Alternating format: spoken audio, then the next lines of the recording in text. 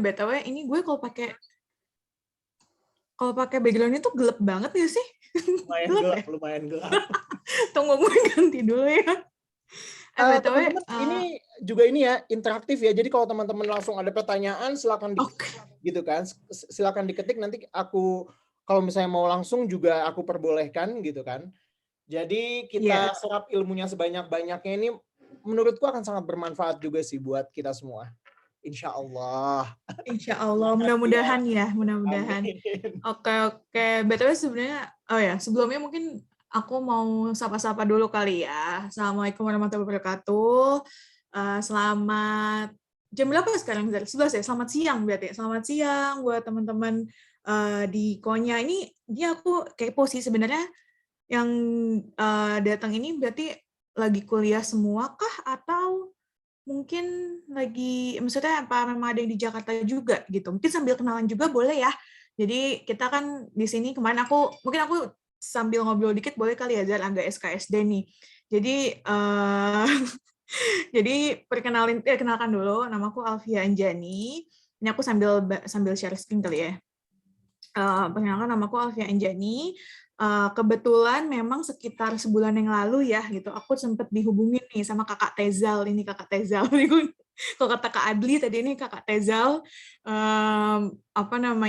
Karena memang kebetulan misalnya kalau bisa bertanya-tanya gitu, kenapa sih memang Tezal ngajaknya via gitu. Nah ini aku sekarang kenalin diri deh. Jadi benar kata Tezal gitu. Jadi aku tuh bukan kebetulan sih, ya memang aku lulus waktu itu S1-nya dari psikologi UI di 2014. Terus memang dari aku lulus itu sempat ada gap year. Nah, di situ aku unfortunately ketemu Tezar ya. Di 2014 tuh ketemu Tezar, terus sempat aku ngambil gap year, sibuk sana sini, heboh, magang lah, terus aku cobain magang, kerja freelance. Terus waktu itu sempat ikutan Abang None, jadi ketemunya Kakak Tezar ini, sampai akhirnya aku masuk company, itu masuk di EY sebagai recruiter. Nah dari situ aku terus memang berkecimpung di dunia HR gitu. Jadi dari EY aku masuk ke FMCG, yaitu Unilever, waktu tadi disebutin sama Tezar. Terus alhamdulillah aku dapat kesempatan untuk kuliah lagi di tahun 2019 kemarin di Manchester, ngambilnya business psychology gitu. Jadi memang peminatanku tuh agak spesifik gitu ya, ke arah human resources human resources mungkin pada umumnya, dan juga kita tuh sebutnya lebih ke people at work gitu. Jadi how we can try to align business needs dan juga people needs. Nah, sekarang juga aku lagi aktif kerja di salah satu perusahaan e-commerce di Indonesia, yaitu Shopee Indonesia ya, sebagai recruiter. Lalu aku memang selalu tertarik sih gitu ngomongin masalah people at work gitu. Nah, di sini sih memang aku bukan yang kayak bukan mau menggurui, bukan mau kayak aku yang paling oke, CV-ku yang paling bagus, enggak gitu. Cuma lebih ke tadi kok kata Tezar, lebih ke pengen sharing-sharing aja sih gitu, karena mungkin kan aku hampir tiap hari ya, bukan hampir sih, tiap hari kerjaannya ngeliatin CV, terus aku juga ya quote unquote kayak menilai seseorang lewat CV gitu. Nah jadi aku hari ini mau coba sharing-sharing sebenarnya apa sih gitu, kalau misalnya dari sisi recruiter sendiri, dari sisi seorang HR, apa yang biasa kita lihat gitu kalau misalkan kita memang mau memproses seseorang atau memproses kandidat dari CV-nya mereka gitu. Nah, jadi hari ini aku akan coba bahas, aku akan sentuh dulu dikit mengenai rekrutmen, sebenarnya apa aja rekrutmen itu, terus kenapa sih ada rekrutmen, terus sebenarnya kalau CV itu dipakainya di mana aja, terus apa bedanya CV sama cover letter, mungkin masih ada yang bingung gitu ya. Terus gimana caranya bikin CV yang bisa bikin kita outstanding, terus ada nggak sih rules CV buat CV sama cover letter, terus contohnya gimana gitu. Ini kira-kira yang akan kita bahas gitu ke depannya.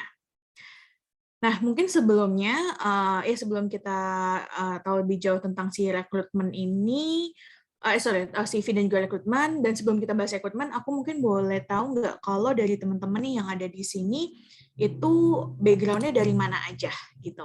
Jadi boleh nggak ditaruh di kolom chat nih teman-teman, misalnya let's say sekarang lagi kuliah kah gitu, atau udah beres, atau mungkin sebenarnya udah kerja, terus background-nya apa gitu. Jadi mungkin nanti aku bisa bantu untuk kasih case-case yang related ke teman-teman nih gitu. Oke, dari Kak Adli deh, Hubungan Internasional. Oke, nanti mungkin aku coba akan bantu. Let's say misalnya Kak Adli maunya masuk ke Kemenlu gitu. Nanti aku coba gimana sih gitu ya, mungkin kayak masuk ke BUMN seperti apa gitu. Oke, ada arsitektur. De Adli, oke De Adli. Baik. Oke, bisnis. Oke, ada lagi mungkin arsitek. Hubungan internasional tahun terakhir. Oke. Ini semuanya lagi di Konya kah? Atau ada yang di Jakarta? Atau mungkin ada yang di Indonesia gitu? Tata Kebanyakan sih kota. aku lihat ini Konya Kak, tapi ada beberapa nih yang udah lulus, kemudian juga kayaknya ada beberapa namanya juga yang gabung dari Jakarta nih. Oh gitu. Oke. Iya di Konya. Oke, ada Fitra, di Konya Zulfa, ekonomi semester 5. Oke. Lumayan beragam ya. Jadi ada ekonomi, kriminologi, tata kota, hubungan internasional. Oke, noted. Nanti aku mungkin coba sambil ya aku coba ngambil case-case-nya yang berkaitan sama background teman-teman ya. Oke. Nah, sebelum kita bahas tentang CV, aku mungkin mau take a look, a glimpse of recruitment dulu nih. Gitu. Jadi sebenarnya kalau dari sisi company-nya gitu ya, ngapain sih si company ini ada rekrutmen gitu. Dan kalau misalkan kita ngomongin rekrutmen ini pentingnya buat siapa gitu. Rekrutmen ini sebenarnya tuh penting buat dua-duanya gitu, bukan cuma buat si kandidatnya, tapi sangat amat penting juga buat company itu sendiri gitu. Makanya memang banyak banget company itu juga spend atau invest a lot in the recruitment process gitu untuk di hal-hal yang berkaitan dengan rekrutmen. Dari si definisinya sendiri gitu, rekrutmen itu sebenarnya ada proses of selecting companies personnel through several assessment gitu. Jadi intinya ya rekrutmen itu berkaitan dengan selections gitu, how we can try to select people atau personnel dari beberapa tahap-tahap penilaian. Kenapa gitu? Kenapa sih sebenarnya company juga butuh banget rekrutmen gitu? Jadi bukan cuma si job seeker-nya doang nih yang butuh rekrutmen, tapi company-nya juga butuh rekrutmen. Karena ini ceritanya banyak yang masih pada kuliah ya, jadi gue sok-sokan pakai akademisi gitu, pakai literatur nih biar nggak salah. Kalau kata si HAL 1928 ya di cited di KUK 2009, kalau misalnya perusahaan itu nge-hire best employee, itu tuh jadinya kayak 2 kali lipat lebih baik daripada kita nge-hire karyawan yang buruk gitu. Cost-nya juga seperti itu gitu. Jadi kalau misalnya kita punya karyawan yang buruk, buat ngedevelopnya tuh nanti tuh bisa 2 kali lebih mahal gitu daripada kita ngambil karyawan yang bagus gitu. Jadi makanya dari si perusahaan itu tuh penting banget gitu buat kita bisa menseleksi karyawan dengan baik gitu. Nah, gimana caranya? Nah, perusahaan memang memilih karyawan itu beberapa tahap, biasanya pasti beberapa tahap. Salah satunya adalah dari tahap aplikasi, preliminary assessment, sama interview. Nah, kalau dilihat nih, bentuknya kayak gini, gitu. Jadi ini tuh recruitment stage. Ya agak alay sih gitu ya, tapi kalau misalnya kita lihat dari applications ini memang jadinya tuh kayak love at first sight gitu. Why? Nanti aku coba jelasin why-nya. Tapi intinya kalau recruitment process itu biasanya tuh terdiri dari aplikasi, preliminary assessment, interview, additional checking, sama offering. Nah, ini tuh biasanya memang bisa interchangeable gitu. Bisa misalnya kebalik-balik, biasanya kalau di tengah-tengah ini bisa kebalik nih, antara misalnya interview dulu, baru ada tesnya, tapi rata-rata sih biasanya preliminary test duluan ya, jadi preliminary test, interview, additional checking, offering. Gitu. Ini kebanyakan company sistemnya kayak gini. Kenapa bentuknya piramid? Piramid ini juga sebenarnya menandakan bahwa semakin tinggi saingan kita tuh juga semakin dikit gitu, atau kandidat yang diproses sama si perusahaan juga semakin dikit. Nah, kalau misalnya kita lihat kan tahap aplikasi ini paling bawah ya gitu. Jadi kan pasti banyak banget nih pesaing kita, dan mau nggak mau memang ya tahap aplikasi ini kita harus bisa ngepincut lah gitu, ngepincut si rekruternya dari awal banget gitu. Kalau misalkan kita udah ngelolos tahap aplikasi, pastinya ke atas-atasnya udah nggak akan lolos gitu. Nah, preliminary ini tuh maksudnya, kalau aplikasi kan pasti ini ya, CV review lah gitu. Mungkin teman-teman udah tahu di mana ketika misalnya kita apply sampai akhirnya teman-teman di-invite gitu, di-invite untuk join tahap-tahap rekrutmennya. Nah, preliminary test ini biasanya memang banyak dilakukan sama BUMN atau perusahaan-perusahaan besar. Contohnya misalnya kayak itu, kalau misalnya kita mau tahap CPNS, biasanya pasti mereka ada tes-tes umum dulu tuh gitu, yang apa sih, tes kemampuan umum gitu, tes yang psikotes dan lain sebagainya. Itu namanya preliminary stage. Nah, dari situ biasanya nanti akan dilihat tuh, oh mana sih orang-orang yang mungkin potensialnya paling tinggi gitu, dengan dilihat dari hasil tesnya, mereka akan di-interviews. Nah, habis dari di-interviews, ini kenapa kenapa interviews? Karena biasanya interview juga nggak sekali 2 kali gitu, pasti ada HR interview, lalu ada user interview, lalu ada apa namanya, board interview gitu. Nah, itu ntar kalau interview kita biasanya di lain waktu tuh bahasnya gitu, karena juga beda sendiri bahasannya kalau interview. Nah, setelah interview selesai, itu akan ada additional checking. Additional checking ini biasanya juga kalau perusahaan besar itu akan ada medical check up, terus lalu mungkin ada reference check, background check, dan lain sebagainya. Terus lalu tahap offering. Nah, ini biasanya memang tahap-tahap yang akan dilakukan kita jalani lah gitu selama kita melakukan rekrutmen. Nah, tadi seperti aku bilang gitu, applications ini akan sangat amat penting karena memang benar-benar kayak gimana cara kita bisa membuat rekruter itu dia jatuh hati terhadap kita gitu ya, untuk kita akhirnya bisa menjalankan si proses rekrutmen ini gitu. Kayak tadi yang Tezar bilang gitu. Ya kalau misalkan emang dari awal udah CV-nya udah nggak dilihat, pasti kita juga akan dipanggil-panggil kan gitu. Kesempatan kita buat nunjukin gimana bagusnya kita gitu, walaupun pede banget ya, tapi nggak apa-apa, harus pede gitu. Gimana bagusnya kita, gimana kemampuan kita gitu, itu tuh ya dari awal harus ditunjukin melalui si CV itu sendiri gitu. That's why makanya application stage-nya akan sangat penting. Nah,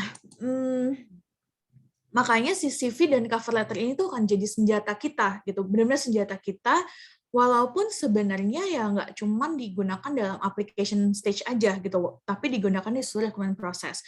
Contohnya misalnya ketika lagi application stage itu untuk screening candidates, ketika lagi preliminary assessment itu untuk make sure recruiters itu akan giving you the right test. Misalnya contohnya gini, ada teman tadi kalau nggak salah ada yang dari ekonomi gitu ya. Nah, dari ekonomi nih misalnya mau masuk ke consulting firm gitu. Nah, biasanya tuh nanti di consulting firm itu kita akan dicek gitu untuk memberikan tes. Dia gini, misalnya kayak si A nih jurusannya apa gitu. Oh, berarti kita bisa kasih tesnya tes economical test atau accounting test atau mungkin misalnya financial principle test gitu, finance principle test gitu. Karena tahu dia background-nya ekonomi. Kalau misalnya memang ada orang yang background-nya let's say teknik, biasanya akan kita tes untuk let's say supply chain gitu atau kayak industrial process gitu. Jadi akan dilihat dulu background-nya juga, bisa nggak sih kira-kira dia ngerjain si tes tertentu gitu. Atau misalnya mungkin kalau ya kecuali misalnya memang itu tesnya tes umum ya, kayak misalnya TPA atau GMAT gitu. Nah, itu would be different memang. Nah, pastinya juga si CV ini akan dipakai ketika interview gitu, karena ketika di interview rekruter itu pasti ngelihat dari CV kita gitu. Pembahasan kita sama interview itu pasti dilihatnya dari CV gitu. Jadi kayak, oh dulu Tezar pernah kerja di Berita Satu ya gitu misalnya. Coba ceritain dong pengalamannya Tezar kerja di Berita Satu gitu, misalnya kayak gitu. Pasti memang base-nya adalah si CV kita gitu. That's why makanya CV kita terus benar-benar dibuat sesuai dengan pertujuannya. Pokoknya harus dibuat sesuai sama apa yang kita mau tuju gitu si pekerjaannya, biar ketika kita menjalankan proses rekrutmennya tuh akan menuju ke pekerjaan yang kita apply gitu. Aku boleh nanya sedikit nggak nih, Kak? Boleh. Gimana, Zari? Artinya bahwa CV itu bisa berbeda per industri gitu ya, Kak? Maksudnya gini, kalau misalnya aku kan dari journalism nih, kalau misalnya aku mau apply menjadi PR sama menjadi jurnalis itu, kontennya gini, pengalamanku sama nih, bahwa aku pernah kerja di 1, 2, 3, 4 gitu kan. Lulusanku juga sama, misalnya aku kuliah di sini dan di sini gitu. Tapi kemudian konten CV-nya itu harus beda apa gimana, Kak, dengan industri yang kita tuju misalnya? Nah, itu kita akan bahas nanti, Zar. Oke, siap siap. Lo jangan spoil dulu. Tapi Oke oke benar, oke. tapi benar, iya itu benar gitu. Makanya nanti gue akan coba ini ya, maksudnya akan coba breakdown nih. Sebenarnya gimana sih gitu? Apakah sebenarnya harusnya apa sih yang bisa membuat kita tuh bisa dipilih gitu untuk pekerjaan A atau pekerjaan B gitu. Ya, nanti kita coba bahas lebih lanjut. Tapi benar sih, benar banget Zar. Itu yang memang nanti kita akan bahas ke depannya. Nah, ini yang tadi Tezar bilang sebetulnya. Jadi sebenarnya kalau misalkan memang kita mau basic skills untuk apply ya, misalnya kayak let's say untuk ke job atau internships gitu, memang kita tuh somehow harus bisa being an effective job seeker gitu. Ini pertama mungkin sebelum kita ngomongin CV-nya dulu gitu. Even kalau kita mau apply, kita tuh harus tahu dulu gitu sebenarnya posisi yang kita mau tuh apa gitu. Posisi yang kita mau tuh apa sih kira-kira kayak matriksnya tuh apa aja. Karena ketika kita mau apply ketika kita jadi job seeker gitu ya, somehow tuh apa ya kayak yang apa sih ini bukan idiom saya, apa sih peribahasanya ya kayak the more is not always the merrier gitu. Jadi kayak semakin banyak tuh nggak selalu semakin baik gitu. Karena kita lebih baik apply untuk pekerjaan yang kita udah tahu, mesti kita tahu, yang kita memang udah mau tuju gitu daripada kita kayak membabi buta gitu nge-apply ke semua pekerjaan yang ada di beberapa company. Contohnya gini, misalnya tadi ada kakak siapa ya?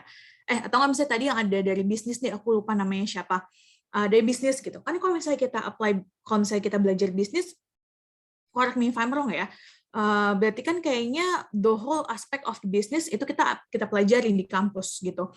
Jadi pasti mungkin HR yang kita belajar, finance kita belajar, terus mungkin entrepreneurship juga kita belajar, marketing kita belajar gitu, let's say kayak gitu. Nah kita cari tahu dulu sebenarnya kita tuh mau apa gitu. Kita let's say mau marketing gitu, saya mau marketing ya, atau mungkin at least mau marketing atau sales gitu. Nah kita tuh cari tahu dulu marketing atau sales itu tuh di company tuh namanya apa sih gitu. Kalau misalkan kayak kita mau apply sales gitu, somehow tuh di beberapa company itu tuh namanya bisa beda-beda gitu. Jadi tuh lebih baik memang kayak misalnya kita tahu nih, oh kita mau apply untuk sales, berarti kita make sure kita tuh apply untuk posisi sales di beberapa company berbeda aja gitu, daripada misalnya nih, gue pokoknya nggak mau tahu gue mau masuk Unilever gitu, tapi kita apply-nya tuh finance kita apply, IT kita apply, apa ya misalnya sales kita apply, supply chain kita apply gitu. Yang ada tuh nanti rekruternya kayak bisa bingung sendiri. Ini si Tezar misalnya, si Tezar ngapain sih gitu, apply ke semua posisi gitu. Yang ada tuh kita malah dilihat sama si rekruternya kayak nggak tahu maunya apa, nggak tahu interestnya tuh apa, atau mungkin skills yang mau dijual apa gitu. Jadi kalau misalnya pun kita mau mengajukan diri gitu ya, maksudnya kalau kita pun mau nge-branding, kita harus tahu dulu apa yang sebenarnya kita mau tuju gitu. Jadi lebih baik kalau misalnya memang kayak kita, kita tahu nih kita mau marketing dan sales, let's say ya. Ya udah kita cari tahu gitu. Kalau di company ini namanya sales tuh apa sih gitu. Kadang tuh misalnya di company A, sales itu bisa dibilang customer development. Di company B bisa juga customer acquisition. Di company C bisa dibilang kayak mungkin business development dan lain-lain gitu. Jadi cari tahu dulu gitu sebenarnya namanya tuh apa, di company tersebut, di industri tersebut namanya apa, company sebetulnya apa, lalu kita makanya coba untuk apply similar job to different companies gitu. Jadi lebih baik kayak gitu daripada kayak kita ngotot nih mau masuk company ini tapi apply-nya ke semua posisi. Nah, itu yang ada sih biasanya auto reject sih gitu kalau misalnya pengalaman gue ya gitu. Karena jadi emang kayak yang nggak jelas gitu, ini maunya apa sih gitu. Jadi lebih baik memang kita be an effective job seeker. Nah, ini yang tadi makanya sebenarnya kita basic rules-nya ketika kita mau apply for a job gitu. Penting banget buat kita untuk tahu diri kita sendiri dulu gitu. Coba untuk explore lots of things gitu. Coba untuk explore sebenarnya apa aja sih yang ada gitu di luar sana gitu. Di professional working work tuh ada apa aja yang ada. Keywords-nya apa aja sih biasanya kalau misalkan memang kita mau posisi yang kita mau itu gitu. Misalnya kayak tadi ada mau jadi arsitek, misalnya sih arsitek. Nah kalau arsitek tuh apa aja sih biasanya gitu let's say misalnya di perusahaan constructions gitu ya. Nah, apa biasanya title-title yang dipakai sama arsitek di perusahaan constructions gitu. Berarti kita bisa fokus di cari di company-nya dulu, lalu kita lihat tuh si job post-nya yang mereka punya apa aja yang memang berkaitan sama arsitektur. Dan penting banget sebenarnya kita bisa nanya orang sih gitu. Jadi connections tuh memang matters gitu. Buat kayak misalnya kita tahu nih, oh mungkin si Tezar kerja di Berita Satu gitu. Kok Zar di Berita Satu kalau jadi tim partnership-nya namanya apa sih? Misalnya kayak gitu. Misalnya kita kayak anak sales gitu mau jadi tim partnership di media. Ya udah kita tanya gitu, sebenarnya apa sih namanya gitu, karena somehow tuh kadang-kadang sering banget bisa beda-beda perusahaan yang satu sama perusahaan yang lain tuh namanya masing-masing. Dan yang paling penting banget menurutku sih ya, somehow tuh we need to let ourselves fail first, biar kita tuh bisa ngerasain gitu. Even ketika kita ngelamar pekerjaan. Jadi misalnya nih kayak mungkin kalau gue boleh cerita tentang pengalaman gue waktu kerja dulu ya. Dulu tuh waktu masa-masa gue lagi nyari kerja itu, gue iseng tuh kayak, gue mau coba deh daftarnya ada vendor acquisition, kayak keren nih namanya vendor acquisitions. Ternyata vendor acquisition itu adalah sales gitu. Nah dari situ pun akhirnya gue baru tahu pas interview, oh ternyata maksudnya tuh kayak gini gitu. Karena ketika kita interview, semakin banyak sebenarnya kita interview, semakin kita tuh tahu gitu company lain tuh sebenarnya seperti apa, company ini sebenarnya seperti apa gitu, industri ini seperti apa. Let's say kalau banking gitu, kita tuh pasti udah ngerasa kok kalau misalnya kita lagi ngobrol sama rekruternya, kalau kita lagi ngobrol sama usernya gitu, pasti udah kerasa culture-nya tuh mereka udah ngebawa tuh biasanya. Nah di situ kita harus cobain juga gitu. Jadi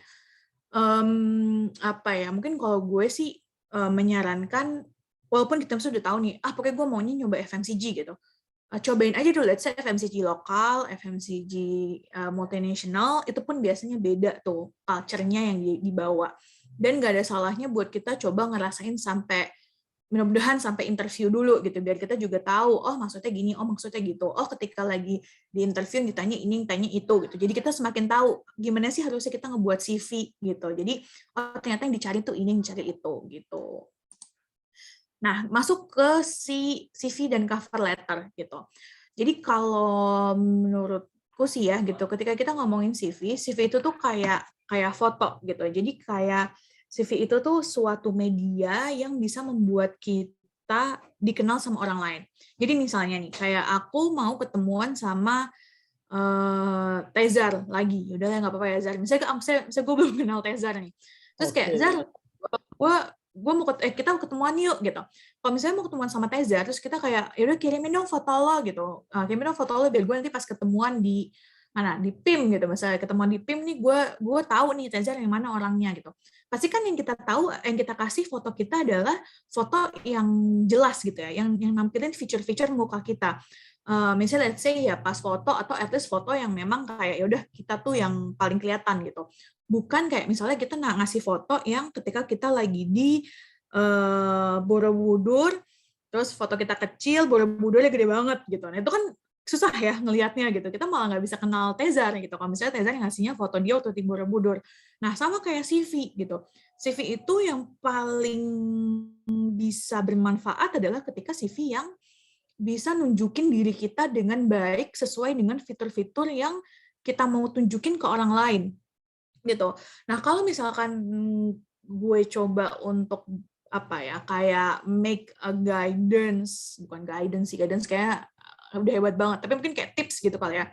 Ya sesuai sama si ini nih tema kita hari ini. Kalau mungkin bikin tips gitu dari CV, mungkin ada 5 hal yang bisa kita coba cek ketika kita mau bikin CV gitu. Yang pertama, at least CV itu it's supposed to be authentic dan original. Terus sama harus bisa detail sama precise. Terus harus bisa high standard, user friendly, sama strike on specific target. Nah ini yang tadi Tezar bilang gitu. Kayak kalau misalnya mau media sama mau jadi PR gitu. Nah ini kita harus bisa nih, target kita apa? Mau media atau mau PR gitu. Nah ini nanti kita bisa coba customize gitu si CV-nya. Sebenarnya kita maunya apply kemana, mau apply sebagai apa gitu. Nanti kita akan lanjutin. Maksudnya apa sih 5 itu. Nah tapi sebelumnya, Kalau misalnya masih ada yang bingung nih, bedanya CV sama cover letter tuh apa sih? Nah, kalau CV itu intinya adalah memang mau ngejelasin tentang experiences kita, personal information, achievement kita, skills, dan lain-lain. Biasanya bentuknya itu memang lebih ke pointer sama lebih compact CV itu. Nah, kalau cover letter itu bentuknya memang lebih ke descriptions. Jadi kayak ya letter gitu ya, kayak surat gitu. Jadi isinya brief description about ourselves and our objectives to apply to the job.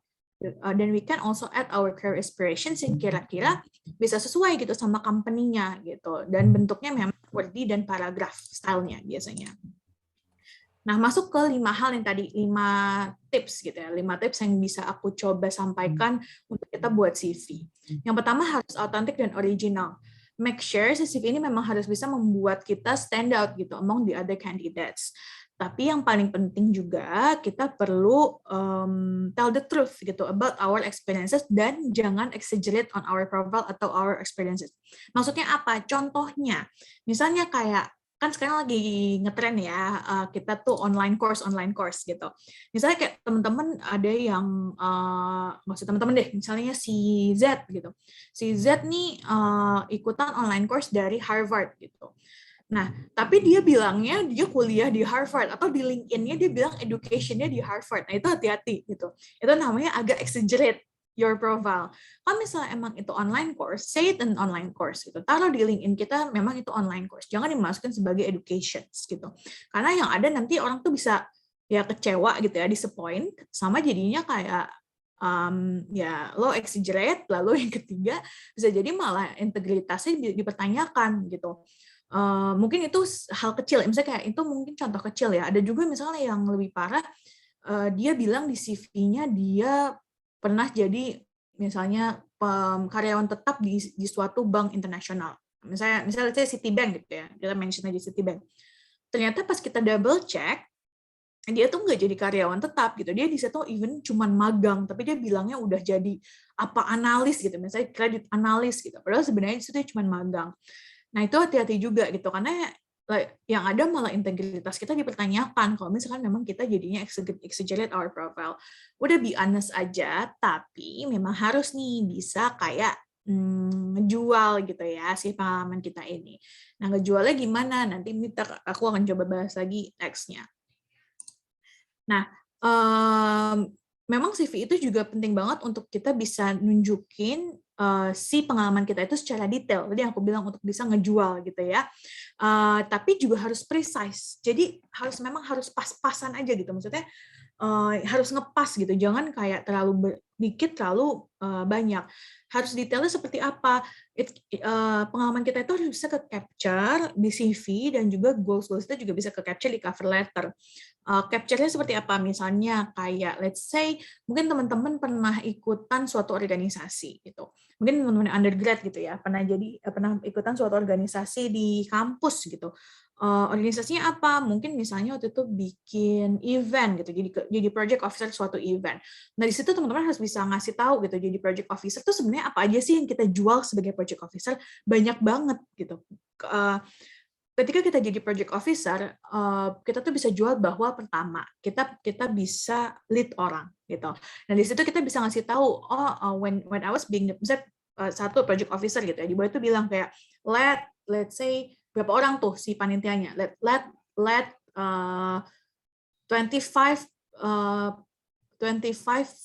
people to work on the project of bla bla bla bla bla, misalnya kayak gitu. Terus selain leading people, misalnya mungkin make a partnership with siapa. Terus mungkin misalnya held an event bla bla bla bla bla gitu. Jadi kayak ngasih tahu apa aja yang dicapai sama jadi project officer itu gitu. Nah, selain itu juga bisa kita mau ngasih tahu goals kita, itu juga bisa kita masukin cover letter dengan cara misalnya ngasih tahu, oh iya gue tuh pengen banget explore, let's say misalnya dunia e-commerce gitu. Ya udah kasih tahu memang I have got an interest to explore e-commerce industry where I would like to try to build my career as a tech professional in e-commerce gitu, atau tech industry, kayak gitu juga bisa harus dijelasin. Nah, tapi penting banget juga nih di CV kita itu tuh juga jangan sampai kita have excessive personal information. Contohnya apa? Kalau di CV, menurutku CV ataupun cover letter itu tuh personal information kita paling yang kita perlu masukin itu cuman nama, alamat email, nomor telepon, alamat singkat, mungkin LinkedIn. Udah, kayak paling 5 itu aja gitu. Menurutku tuh agak kurang essential kalau kita masukin misalnya hobi, terus masukin berat badan, agama, umur, apalagi I don't know, misalnya kadang-kadang yang suka aneh-aneh tuh nama orang tua gitu. Suka ada tuh. Nah itu kalau misalkan memang nggak diminta untuk ngisi formulir, menurutku nggak usah. Kenapa? Karena dengan kita save aja tuh space buat si another personal information yang dibutuhkan itu buat kita jelasin tentang pengalaman kita gitu. Jadi nggak perlu misalnya ngasih hal-hal yang berlebihan juga. Kenapa? Atau sama juga misalnya kayak gini. Kita ngirim CV gitu, tapi kita sampai ngirim CV, cover letter, ijazah, KTP, kartu keluarga dan lain sebagainya. Itu masih banyak tuh teman-teman yang kadang suka ngirim kayak gitu sampai banyak banget. Itu juga nggak perlu. Kenapa? Karena ada 2 sisi. Yang pertama, dari sisi rekruternya sendiri, believe me, itu sebenarnya nggak akan dilihat gitu. Kecuali misalnya diminta ya. Mungkin kayak ada beberapa company, let's say BUMN gitu, atau mungkin ya kalau tes CPNS itu pasti diminta kan kita disuruh upload. Tapi kalau misalnya kita memang mau masuknya lebih ke private industry, biasanya sih enggak sih. Biasanya lebih kayak ya udah dia akan minta CV doang gitu atau sama cover letter. Even biasanya cover letternya dijadiin body email gitu. Biasanya kayak gitu. Jadi kalau misalnya nggak diminta, menurutku nggak usah. Balik lagi kenapanya, balik lagi kenapanya, karena di sisi rekruternya, pertama, ya itu nggak akan dilihat gitu, sebenarnya nggak akan dilihat, karena mereka akan fokus ke CV-nya, dan biarkan mereka fokus ke CV kita. Belum. Dan biarkan mereka fokus ke CV kita gitu. Lalu yang kedua, itu juga sebenarnya bahaya gitu, karena kan kayak kartu keluarga lah, KTP, ijazah dan lain itu kan suatu hal yang confidential ya sebenarnya ya. Hati-hati gitu, malah nanti takutnya malah bisa bocor kemana-mana gitu. Mendingan ya udah kita keep it aja, kalau misalnya memang diminta baru kita kasih gitu. Nah lalu yang ketiga, ini kalau kita bikin CV penting juga kita buat itu high standard gitu, using high level of words, the language itu tuh lumayan penting gitu. Jadi misalnya kayak instead of cuman kayak misalnya kita misalnya jadi seksi humas gitu di suatu acara, daripada misalnya kita ngomongnya accompanying the speaker to present their materials, misalnya kayak gitu. Kita bilangnya bisa assess atau liaise gitu. Terus kalau misalnya daripada doing, misalnya let's say ada teman-teman yang finance itu finance jurusannya ya. Misalnya daripada doing atau making report for the CFO gitu. Tapi bisa juga kayak misalnya creating weekly report to be presented to the CEO gitu, as CFO gitu. Atau misalnya ini kata-kata doing gitu, daripada pakai kata-kata doing gitu, mendingan kita bisa pakai proceeding atau proceeded gitu. Biasanya sih memang ya kita pakai aja tuh kayak Thesaurus gitu atau as simple as Google Translate gitu. Tapi yang penting masih masih nyambung aja gitu. Jadi ya pretty much kayak IELTS lah gitu. Jadi semakin kompleks kata-katanya semakin baik gitu kalau kita bikin CV. Nah, tapi walaupun itu kompleks, harus juga tetap user friendly gitu. Easy to be understood by people yang akan baca itu akan penting banget gitu. Nah, makanya sebisa mungkin kalau kita buat CV, sebelum kita kirim ke si recruiter atau kita kirim ke company-nya gitu ya, coba aja kita minta orang lain dulu gitu untuk baca gitu. Kalian lo udah paham belum sih maksud CV gue? Lo udah kira-kira kata-katanya bingungin nggak gitu? At least jadi kayak ada devil advocate dulu lah gitu yang bisa ngasih tahu gitu. CV kita udah pas atau belum, udah gampang dibaca atau belum. Nah, sama kalau bisa nih avoid figures, quotes atau self quantifying on your skills gitu. Maksudnya apa gitu? Nah, kadang-kadang nih kalau gue sih agak-agak sering ya dengar orang-orang kayak, iya, Vi, gue lagi ini nih pakai jasa buat CV gitu. Jadi kayak ada tuh banyak sekarang kayak pada buat jasa buat CV gitu. Gue agak bingung sih sebenarnya. Ini sorry to say dan apa namanya, no offense gitu ya. Cuma gue agak bingung kalau misalnya mau ada orang yang minta buatin jasa buat CV gitu, karena menurut gue mungkin kalau misalnya CV review oke lah gitu, tapi kalau misalnya jasa buat CV what for gitu, karena menurut gue kayak pertama CV itu nggak perlu pakai desain yang heboh-heboh gitu. Nggak perlu pakai kecuali mungkin kita anak desain ya, mungkin kecuali kita anak desain itu pasti desain kita akan dilihat gitu, akan dinilai. Tapi kalau misalnya let's say mungkin tadi ada anak hubungan internasional gitu, atau mungkin Tezer anak media gitu, kayaknya nggak perlu gitu pakai desain-desain yang heboh-heboh, karena memang yang kita lihat pasti akan kontennya gitu instead of si desainnya gitu. Nah, ini juga penting untuk kita menghindari misalnya kayak desain CV itu yang pakai bar gitu atau pakai diagram-diagram. Jadi misalnya kayak kemampuan bahasa Inggris gitu, 7 out of 10 gitu. Terus kita pakai kayak grafik-grafik gitu, pakai kayak yang bulat-bulat gitu. Terus kayak 7-nya dikerengin, terus 3-nya enggak gitu. Jadi kayak 7 atau 10. Terus atau misalnya bahasa Turki 50% gitu. Nah, itu hati-hati. Menurutku dihindari hal yang kayak gitu. Kalau misalkan memang teman-teman mau nunjukin bahwa teman-teman punya skills tertentu, sebisa mungkin pakailah kuantifikasi yang memang sudah tervalidasi. Contohnya, kalau kita mau nunjukin nih, oh gue bisa bahasa Inggris gitu. Ya udah kasih aja misalnya nilai IELTS kita gitu. IELTS kita berapa per berapa. Terus bahasa Turki misalnya kayak bahasa Turki ada apa namanya?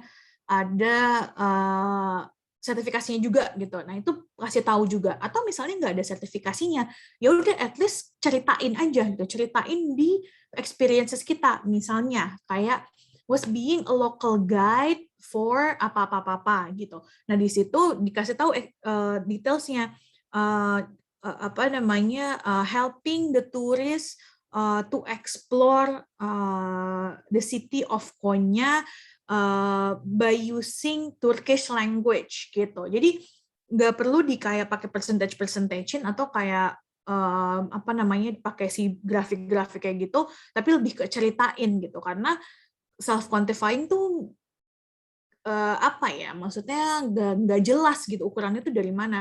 Kalau misalnya kita mau pakai 7/10 gitu, 7-nya tuh 7 siapa, 10-nya siapa gitu. Mungkin kayak gue sama Tezar gitu, misalnya bahasa Inggrisnya gue 5, Tezar 7 gitu. Ya mungkin 5-nya gue bisa beda gitu, 5-nya Tezar, 7-nya Tezar mungkin sama kayak gue sebetulnya, misalnya kayak gitu. Jadi lebih baik memang pakailah yang udah terstandarisasi gitu.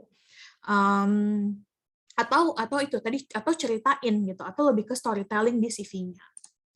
Nah, terus yang kelima, nah ini yang tadi Tezer bilang. Jadi memang ketika kita mau bikin CV, lebih baik kita tuh harus bisa strike on specific target. Kenapa? Karena tuh setiap industri, setiap posisi itu tuh beda-beda demand-nya gitu. Ketika kita mau apply ke suatu industri tertentu, ketika kita mau apply ke suatu role tertentu, kita harus tahu gitu sebenarnya industri yang mereka mau apa gitu. Sebisa mungkin malah sebenarnya kita bikin aja tailored CV dan cover letter kalau misalnya memang dibutuhin. Contohnya misalnya ya, misalnya tadi Mas Adli ya, berarti Mas Adli ya, hubungan internasional gitu. Mas Adli mau apply ke Kemenlu, sama Mas Adli mau apply ke let's say apa, mungkin startup tertentu gitu. Misalnya Shopee deh gitu tempatku gitu. Pasti beda banget tuh tipenya gitu, yang dicari tuh beda banget. Kemenlu ya as we all know ya gitu, maksudnya kementerian pasti akan banyak banget hal yang berkaitan sama birokrasi gitu, hal yang berkaitan banget sama hierarchically gitu. Sedangkan kalau di startup itu memang culture-nya lebih lean, apa namanya, company itu lebih lean, terus juga lebih fleksibel, terus the way mereka mungkin kerja itu juga pasti berbeda, dan yang dicari pun pasti orangnya berbeda gitu. Nah, kita sebagai job seeker sudah sepantasnya kita mencoba untuk at least ya apa ya, menyamakan diri kita dengan culture dari company yang dicari gitu. Terus misalnya juga ada pertanyaan gitu, Vi sebenarnya kalau CV itu lebih baik bahasa Indonesia atau bahasa Inggris? Nah ini we need to strike on specific target, tergantung gitu. Lo mau apply kemana? Mungkin kalau misalnya mau apply-nya ke I don't know, suatu kementerian gitu ya, Kalau misalnya memang dia required bahasa Indonesia, ya udah pakai bahasa Indonesia. Kalau misalnya memang lo mau apply ke multinational company, ya pasti pakai bahasa Inggris gitu. Terus kalau misalkan tadi Reza juga sempat mention experience nih, kita experience kita banyak banget gitu. Biasanya kayak kita udah kerja berapa tahun gitu, misalnya 7-10 tahun. Bingung nih mau masukinnya apa aja sih sebenarnya CV kita tuh mau yang diperluin apa aja.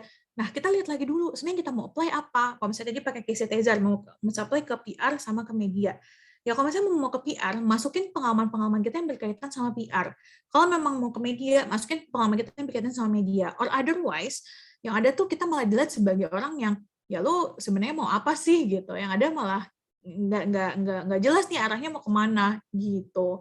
Jadi memang harus bisa pintar-pintar gitu. Kita menyesuaikan diri sama pekerjaan yang kita mau apply. Nah, sebenarnya sih kalau kita ngomongin aturannya apa sih gitu ketika kita bikin CV atau cover letter, sebenarnya sih yang nggak ada aturannya sih gitu, no such rules gitu. Tapi yang paling penting adalah lagi-lagi a good CV is the one who, that can capture yourself gitu. Lagi-lagi CV itu kayak fotograf, jadi semakin vivid the picture is, jadi semakin better the recruiters would know you gitu, will know us. Nah, ini contohnya. Jadi kita ngomongin contoh si CV sama cover letter ya. Aku udah mulai masuk ke contoh-contohnya. Ini aku sebenarnya ambil dari Google sih gitu. Tapi menurutku ini adalah cover letter yang menurut aku paling bisa jadiin referensi. Ini aku pakai contoh si Mbak Rachel ya, Mbak Rachel Adams gitu. Mbak Rachel Adams sih ceritanya dia mau jadi truck driver di kantor Transforce Inc. Nah, di sini Mbak Rachel nih cukup banget nih untuk ngasih personal information-nya, nama, alamat, nomor email. Nah, mungkin biasanya kalau kita bisa masukin nomor telepon ya, masukin nomor telepon. Nah, di sini dia bilang Transforce Inc. gitu. Dear hiring manager, I would like to express my interest in truck driver posting with Transforce Inc. Gitu. Dia bilang kayak, gue lihat tuh job vacancy lu di yang di post sebagai truck driver, dan gue pengen apply nih di industri lu gitu. Jadi ya kasih tahu memang apa namanya kita mau apply ke posisi tersebut. Oh ya, gue lupa dikit.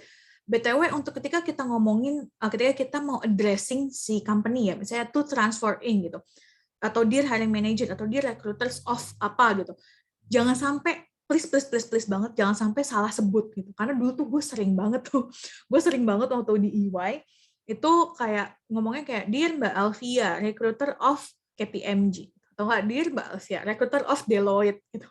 Itu sering banget. Walaupun gue tahu sih, maksudnya kayak mungkin mereka pakai si cover letternya atau CV-nya sama ketika dia mau apply ke Big Four lain pasti gitu, karena kan dia sama-sama mau apply sebagai auditor gitu. Nggak masalah sebenarnya isinya tuh sama gitu. Kita mau apply ke 4 Big Four yang mau apply ke Big Four, keempat-empatnya sama nggak masalah gitu CV-nya. Tapi ya double check gitu, jangan sampai kita salah salutations-nya gitu. Yang ada gue jujur itu agak bete sendiri sih, kayak alah lo sudah salah bodo amat, gue udah reject misalnya kayak gitu. Nah terus balik lagi ketika kita ngomongin cover letter, kita sebutin position saya mau kita apply apa, terus kasih tahu kenapa sih sebenarnya kita mau apply posisi tersebut. Nah, contohnya nih si Mbak Rachel ini, ketika dia bilang, ya ketika gue baca job description lo, ya gue tertarik banget karena menurut gue core mission sama culture set-nya gue sesuai banget nih gitu. Karena waktu itu gue pernah jadi truck driver, di mana dia jadinya punya well-rounded background di vehicle inspections gitu. Dan dia juga bisa menjelaskan tentang commercial driving dan juga map reading gitu. Jadi ngasih tahu background kita apa yang sesuai sama background experience kita apa yang sesuai sama pekerjaan yang dicari. Terus bisa juga misalnya dimasukin career aspirations kita gitu. Contohnya kayak gue tuh pengen masuk misalnya kayak Kemenlu gitu. Masuk Kemenlu karena I have a dream, let's say to build a good relations of Indonesia with apa-apa, misalnya kayak gitu. Yang ngemeng-ngemeng dikit nggak apa-apa sih, tapi itu emang butuh gitu untuk masukin ke situ. Terus nanti jangan lupa juga masukin contact information kita di akhir. Jadi kalau misalnya memang shall you find my experience and background suitable with the job that you need to fill in, please contact me through mana dan bla bla bla bla gitu. Nah, ini mungkin bisa dijadiin referensi ya, atau dijadiin contoh. Nah, selain si cover letter, ini juga ada si CV gitu atau resume-nya. Ini juga lagi gue ambil dari Google sebetulnya, tapi gue memang ngambil yang menurut gue paling paling common, paling bisa nunjukin konten yang sesuai yang kita mau tunjukin gitu ke recruiter, terus yang menurut gue paling professional look sih gitu. Jadi kalau misalnya memang kita mau pakai desain gitu, menurut gue sih ya pakai yang kayak si Natalie Meyers ini udah cukup banget gitu. Kayak ya udah ada gambar-gambar dikit, ada warna-warna dikit, ya tapi nggak perlu sampai kayak heboh-heboh atau kayak sampai bikin kayak kalender atau bikin kayak apa gitu. Karena lagi-lagi again mau sebagus apapun desainnya, kalau misalkan memang kontennya nggak sesuai ya biasanya sih emang nggak akan dipanggil anyway gitu. Jadi lebih baik memang kita fokus on the content. Nah ini kayak contoh si Mas Tyler Fader, Mbak Nadia sama Mbak Natalie ini nih yang biasanya bisa kita jadi referensi juga gitu buat CV. Jadi kayak cukup nih kita masukin ke education kita, terus pengalaman kita, terus achievements, folder experience, terus jangan lupa untuk kayak misalnya ketika kita ngomongin experience tuh kasih pointer-pointer gitu di bawah si experience kita gitu. Contohnya kayak si si Mas Tyler gitu. Ya udah masukin experience-nya pernah jadi associate sourcing manager di mana terus dikasih tahu job desk-nya apa aja gitu dan tahun berapa gitu. Nah, di sini juga si information-nya cukup banget nih yang mereka kasih nih kayak si Mas Tyler ini ya bilangnya personal information gitu.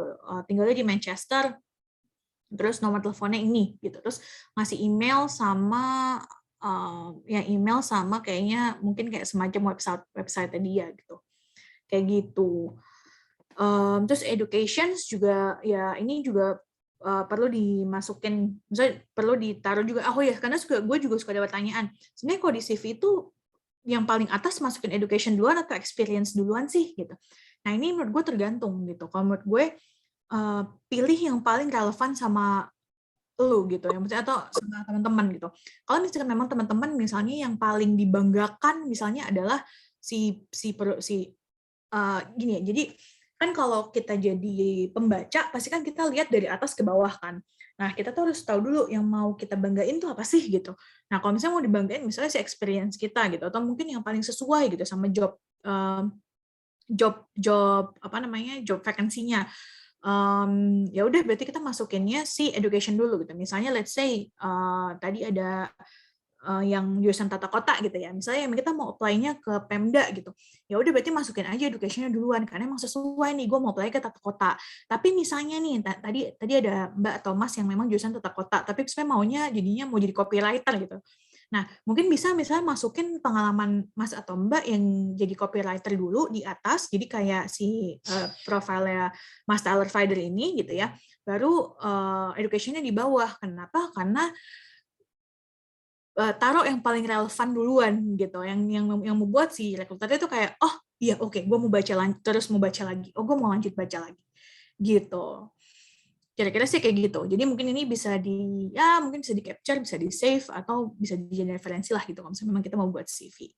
Ini menurutku sih. Nah, selain tadi CV yang mungkin kita bisa jadikan referensi, ada juga nih CV yang menurut gue kayak agak disayangkan gitu. Tapi banyak nih teman-teman yang pakai kayak gini gitu kalau gue lihat-lihat CV-nya. Contohnya gue pengen ngasih tahu yang CV yang pakai abu-abu dulu ya gitu.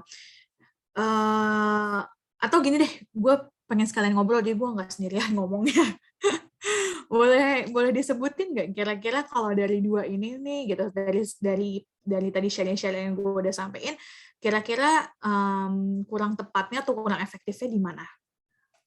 Mungkin boleh open mic atau mungkin boleh chat.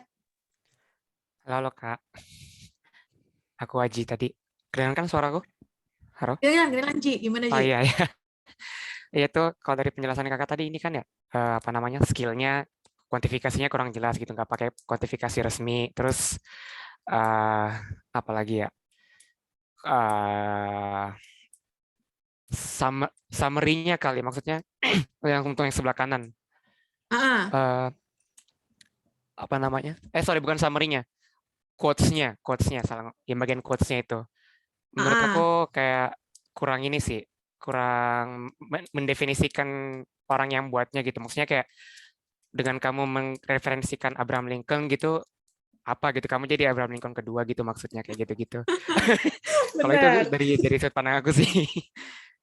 Benar Ji, benar banget Ji.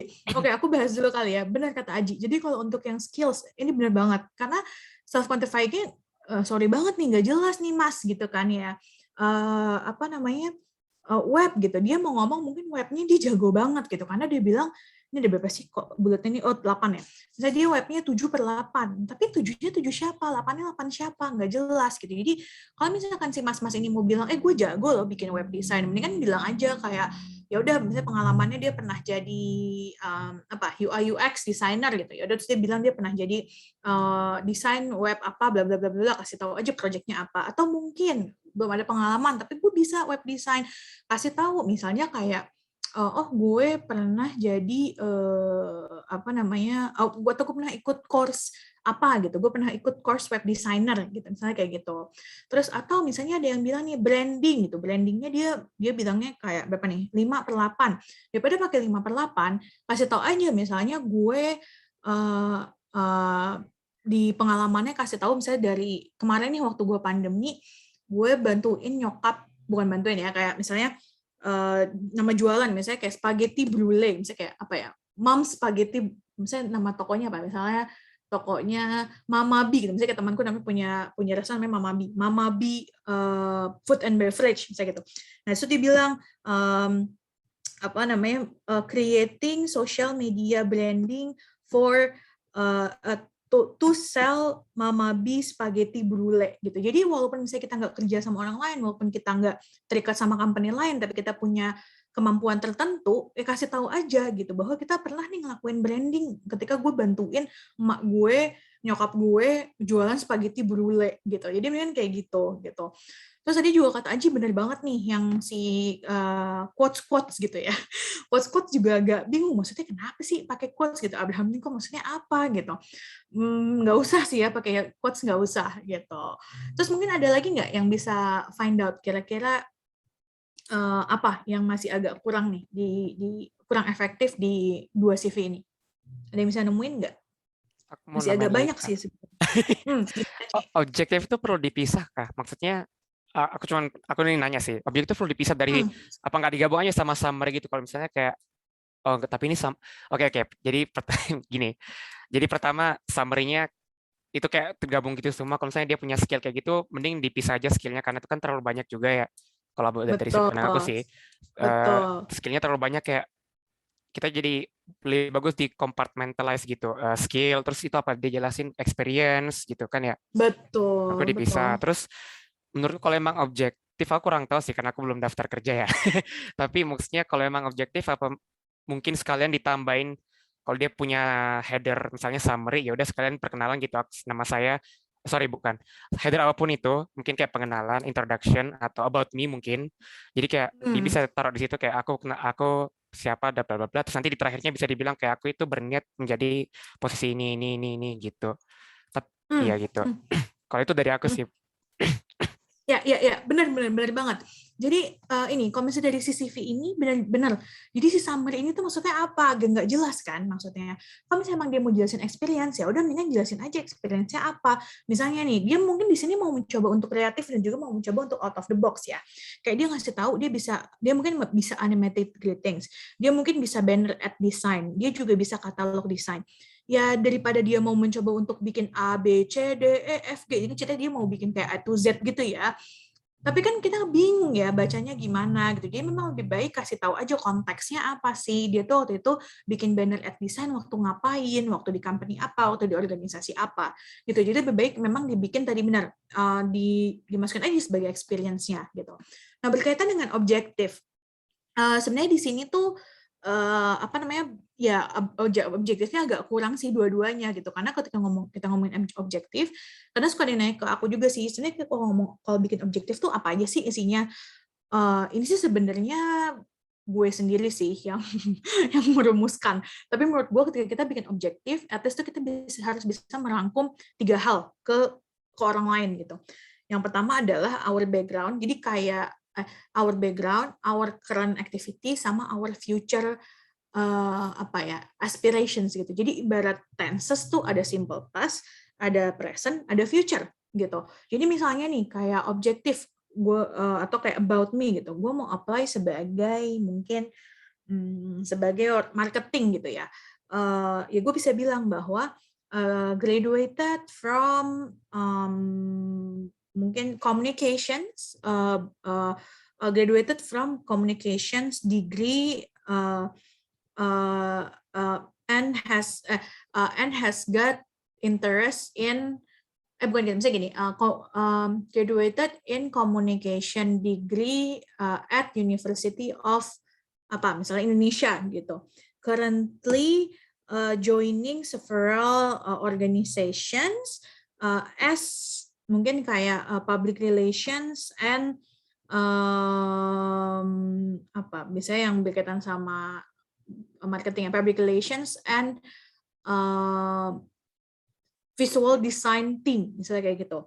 And looking forward to build my career in marketing and sales of e-commerce or tech industry, misalnya kayak gitu. Jadi kasih tahu background kita apa, currently kita lagi ngapain, sama kedepannya kita mau apa gitu. Itu biasanya yang biasa ditulis di objektif sih. Itu kalau gue sih, misalnya kalau gue itu sebenarnya nggak ada bukunya sih, nggak ada yang ngajarin. Cuma kalau menurut gue biasanya tuh kayak gitu. Kenapa? Karena as a recruiter gue pasti mau lihat di awal nih. Lagi-lagi kan biasanya kalau objektif atau about me di atas ya. Gue pengen lihat sebenarnya summary-nya seperti apa sih. Oh, lo sebelumnya di sini. Oh, lo sekarang lagi ini. Oh, lo kedepannya mau ini. Makanya lo mau apply ke perusahaan ini. Gitu. Itu menurut gue. Aku ada pertanyaan, terus, boleh nanya nggak? Gimana, Ji? Jadi kan dari yang aku lihat sampai sekarang itu berarti data kita itu sebisa mungkin as factual as possible ya. Artinya bisa dibuktikan sama ya emang Iya dong. ada faktanya ya. Tapi untuk Betul. bukan skill sini. Nature apa ya bahasanya, karakter kita yang nggak bisa difactualkan, maksudnya yang nggak bisa dikuantifikan itu, misalnya ya. kayak saya itu adaptable, saya itu ambitious kayak ini sebelah kiri ini. Itu kan about me-nya ada tulis adaptable, ambitious, self-motivated. Itu gimana cara menunjukkannya? Atau nggak perlu ditunjukkan karena itu susah buat membuktikannya gitu. Very, very good questions. Very interesting questions, Aji. Itu sebenarnya bisa ditunjukin dan sebenarnya recruiter bisa ngelihat. Dari mana caranya? Dari hal-hal yang mau kita tunjukin dalam CV. Contohnya gini, misalnya kita mau nunjukin bahwa kita seorang yang ambisius. Kasih tahu aja bahwa kita pernah ikut kompetisi A, B, C, D, E gitu. Itu udah nunjukin bahwa kita ambisius. Kalau kita nggak ambisius, nggak mungkin pasti kita ikutan kompetisi. Namanya orang ikutan, misalnya gini deh, kayak gue orangnya tipe yang leleh-leleh. Gue pasti nggak mungkin ikutan tuh, misalnya kayak ada debate competition atau apa. Ngapain gue capek-capek dengan gue leleh Netflixan, gitu. Saya kayak gitu. Nah, dengan kita lagi-lagi dengan si kandidat itu ikutan kompetisi, dengan ikutan organisasi, itu sudah bisa nunjukin bahwa kita tuh memang ambisius gitu. Terus misalnya contohnya adaptable. Untuk nunjukin bahwa kita adaptable, biasanya kasih contoh, kasih tahu di experience kita itu hal-hal yang membuat kita harus adaptable. Misalnya kayak kita ikutan organisasi, gimana si organisasi kita itu mengalami perubahan gitu. Contohnya misalnya kayak pernah jadi ketua PPI Konya gitu, misalnya nih kakak Tezar nih, ketua PPI Konya, terus di bawahnya tuh kita kasih kayak contohnya ini kan, sorry aku balik sini ya, kayak contohnya misalnya kayak kita membuat nih di sini di experience yang pertama ketua PPI Konya gitu, atau misalnya kayak head of PPI Konya. Nah di bawahnya yang pertama manage berapa team members of PPI Konya, misalnya kayak gitu, atau manage berapa students yang ada di Konya saat itu. Terus yang kedua, misalnya change all the activity from offline activity to online activity for all the students engagement program. Nah, di situ tuh tanpa kita ngasih tahu bahwa kita adaptable, recruiter tuh sebenarnya udah get a sense on it gitu, bahwa ya Tezar tuh emang orangnya adaptable. Kenapa? Karena dia bisa loh gitu, dari yang tadinya dia udah ngejalanin semua aktivitas offline, terus tiba-tiba harus berubah jadi online activity gitu, karena COVID, let's say, misalnya kayak gitu. Jadi kayak kasih contoh-contoh kayak gitu. Atau misalnya kayak, misalnya let's say udah pernah kerja gitu ya, was joining transformation project of apa-apa gitu. ketika kita ngomongin transformation project, pasti itu kan berkaitan sama change gitu kan. Kalau kita berkaitan sama change, pasti itu langsung adaptable gitu. Jadi sebenarnya tuh recruiter bisa lihat dari situ gitu. Jadi no need sebenarnya kita tuh ngasih tahu bahwa kita bagus dalam public speaking gitu, kayak high skills in public speaking gitu. Daripada kita ngomong high in public speaking, gak jelas contohnya apa, kemudian kita kayak being quite humble, not saying kita high skills in public speaking, tapi kita bilang aja kayak was being a moderator of PPI Konya event with 1.000 partisipan, misalnya kayak gitu, with thousands of partisipan. Tanpa kita ngasih tahu kita having a very good public speaking skill, kita udah tahu, oh lo emang jago public speaking, oh lo pernah jadi moderator di acara PPI Konya, partisipannya ada 1.000 gitu. Ya udah, itu udah proof gitu kalau lo emang bisa. Nanti paling ya bukan proof sih, mungkin kayak itu udah menjadi indikasi bahwa lo bisa gitu public speaking gitu, daripada kayak ngasih tahu atau pakai skill-skill yang kayak gini nih yang quantifying gitu. Gitu sih Ji biasanya Ji. Ngejawab gak Ji? Sorry ngejawab banget Kak. Aku sekarang sadar kenapa kemarin pas aku daftar banyak banyak volunteer nggak ada yang terima aku. Karena heboh ya biasanya kayak I'm ambitious gitu-gitu ya. Iya. Terus tentang kalau nyari kesalahan nih, apakah overly apa sih namanya kayak terlalu percaya diri itu jelek ya itu? Oke, thank you Kak. Itu di sebelah kiri tuh aku lihat di long story short itu 2013 dia tulis join your team. Join your team, benar. Emang makanya lagi-lagi sebenarnya tuh CV harus detail and precise aja gitu, nggak usah berlebihan. Nah ini agak berlebihan nih, pede bener kan ya. Join your team gitu 2013, mantap gitu kayak wah pas diterima Anda gitu. Gitu Ji. Ya benar, sebenarnya overconfidence juga hati-hati juga sih. Kita be humble aja gitu. Satu lagi aku mau nanya terakhir. Ini sih apa namanya tentang quantifying. Oke lah, mungkin aku ada gitu hal yang dapat membuktikan. Tapi misalnya kayak misalnya untuk buktikan aku bisa berbahasa Inggris deh, misalnya aku ikut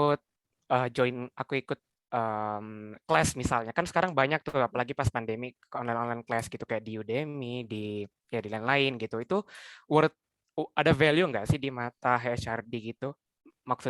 Ada value nggak sih kayak data-data kayak gitu itu atau sertifikasi kayak gitu? Dong. Iya dong, iya banget. Iya banget.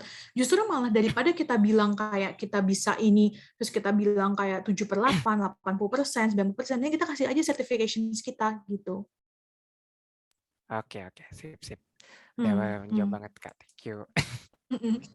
Oke. Mungkin ada lagi nggak yang kira-kira bisa nemuin nih? Mungkin agak kelihatan sih. Apa coba yang agak off gitu dari si CV ini? Ada yang ngeh nggak? Aku mau nambahin lagi, tapi ntar aku doang yang ngomong. Yuk yang lain yuk. Aku Kak. Oke. Yang ya? Silakan yang kiri apa yang kanan nih? Coba kalau yang kiri apa, yang kanan apa? Yang kiri tuh kayak ini ya, orang kayak baru bikin CV gitu, kayak ada I think, terus di sana ada don't want, itu kayak itu ngapain di situ gitu. Terus long story short juga sama ini nih yang agak mengganggu yang bagian bawah sih, yang desain itu tulisannya jadi kecil-kecil banget kan. Kecil-kecil banget, benar. Tulisan kecil-kecil banget, terus kayak I think, I don't want, ini juga nggak jelas kan ya, kayak I don't want just to get a job, I want the job lah, maksudnya apa ya kan, nggak jelas gitu. Emang sama nih, fotonya. Gitu.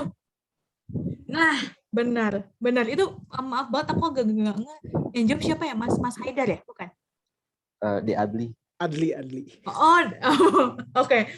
Mas Adli ya, De Adli, mau dipanggil De Adli, boleh deh.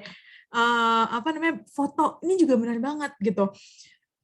Kalau misalkan memang kita kadang aku suka ditanya juga, sebenarnya tuh harus pakai foto nggak sih? Gitu. Karena biasanya ini kalau kampus-kampus luar gitu, biasanya mereka nggak boleh tuh pakai foto gitu. Biasanya sih, waktu kemarin aku di Manchester juga, kalau misalkan aku ikutan kayak student advisor ya gitu. Kalau misalnya aku minta review CV pasti nggak boleh pakai foto gitu. Karena memang kalau di luar biasanya mereka pengen meminimalisir adanya judgment ya, kayak racism, biasanya itu racism, terus gender equity gitu, pengen giniin gender equity gitu. Cuma kalau misalkan memang kayak kita mau pakai foto di Indonesia sih biasanya masih boleh, masih nggak apa-apa. Nah tapi kalau misalnya mau pakai foto, please gitu, pakai foto juga yang benar gitu, jangan kayak fotonya malah nutupin muka terus kayak cuman mata satu gitu, ini kayak agak nggak jelas gitu kan, kayak anak imo atau apa gitu. Jadi kalau mau pakai foto juga tunjukin yang foto yang profesional dan tunjukin kita kayak easy to approach, bersahabat gitu. Jadi coba bisa dipilih-pilih fotonya gitu. Benar banget tadi Mas Adli gitu. Jadi foto yang paling kelihatan banget ya, sama tulisannya juga kecil-kecil gitu. Nah jadi mudah-mudahan dengan aku udah nunjukin nih kayak begini ya, foto-fotonya kayak begini, semoga contoh CV yang aneh-aneh kayak gini mudah-mudahan nggak ada yang kayak gini lagi ya gitu. Oke, jadi sebenarnya aside from that penting juga gitu ya, ketika kita mau udah buat CV nih, penting juga ketika kita mau ngirim CV itu perlu diperhatikan, kita ngirim CV itu jangan cuma ngirim CV gitu, tapi apalagi kalau kita ngirimnya langsung ke rekruternya ya, penting banget kita masukin body email gitu di dalam rekruternya. Dalam rekruter ya, dalam CV-nya. Kalau misalnya kita emang bingung mau ngomong apa nih di body emailnya, taruh aja si cover letter kita di dalam body email, terus attach CV-nya gitu. Jadi nggak perlu pakai cover letter lagi. Jadi kayak langsung aja di recruiters, bla bla bla bla bla mau apply di sini, karena punya background ini, attach CV gitu. Karena kalau misalkan aku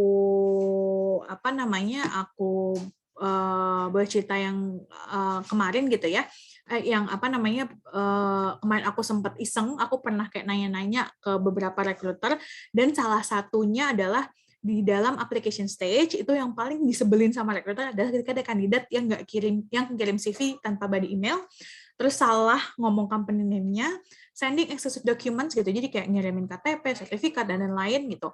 Terus contact information saya nggak update, sama nggak tahu mau apply kemana gitu. Jadi kayak misalnya, dear recruiter of Unilever gitu, I'm ready to be accepted in any roles. Nah itu hati-hati gitu.